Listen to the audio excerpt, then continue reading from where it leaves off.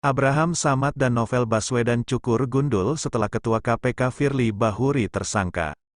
Sejumlah eks-pimpinan Komisi Pemberantasan Korupsi, KPK, dan mantan pegawai mendatangi Gedung Merah Putih, Jakarta Selatan, Kamis, tanggal 23 November tahun 2023. Mereka menggelar aksi merespons penetapan tersangka Ketua KPK Firly Bahuri.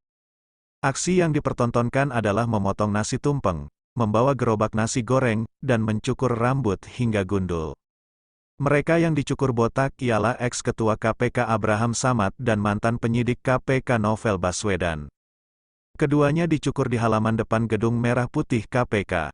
Gundul rambut ini sebagai maksud agar KPK dibersihkan dari perbuatan tercela, ucap Abraham Samad.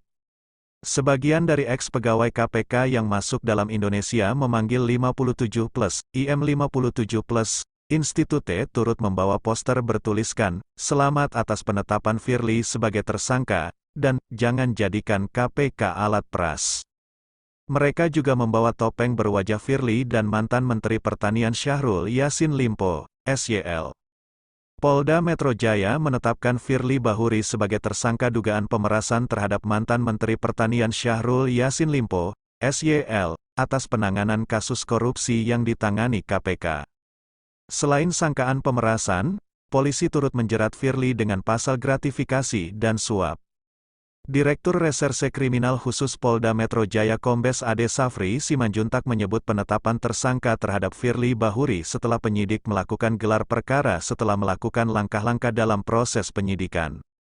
Telah dilaksanakan gelar perkara dengan hasil ditemukannya bukti yang cukup untuk menetapkan Saudara FB, Firly Bahuri, selaku Ketua KPK RI sebagai tersangka, kata Ade dalam jumpa pers di Polda Metro Jaya, Jakarta Selatan, Rabu, tanggal 22 November tahun 2023, malam. Dalam kasus ini, Firly Bahuri dijerat dengan pasal 12E atau pasal 12B atau pasal 11 UU Tipikor Junto pasal 65 KUHP. Ada sejumlah barang bukti yang disita kepolisian, di antaranya 21 telepon seluler, 17 akun email, 4 flash disk, 2 sepeda motor, 3 kartu e-money, 1 kunci mobil Toyota Land Cruiser dan beberapa bukti lainnya. Ada pula barang bukti berupa uang yang disita sejumlah 7,4 miliar rupiah dalam pecahan dolar Singapura dan Amerika Serikat. Subdit V Tipikor Ditreskrimsus Polda Metro Jaya mengusut dugaan pemerasan yang dilakukan oleh pimpinan KPK kepada eks-mentan Syahrul Yassin Limpo. Kasus dugaan pemerasan ini masuk ke dalam tahap penyidikan berdasarkan gelar perkara sejak tanggal 6 Oktober. Selanjutnya, penyidik menerbitkan surat perintah penyidikan pada Senin, tanggal 9 Oktober. Polisi secara maraton telah memeriksa hampir 100 saksi terkait kasus ini.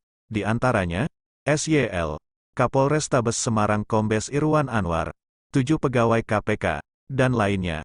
Firly juga sudah diperiksa oleh pihak kepolisian. Firly Bahuri akan dipanggil kembali untuk diperiksa dalam kapasitasnya sebagai tersangka. Setelah menjadi tersangka, Firly belum mengundurkan diri dan masih berkantor di KPK.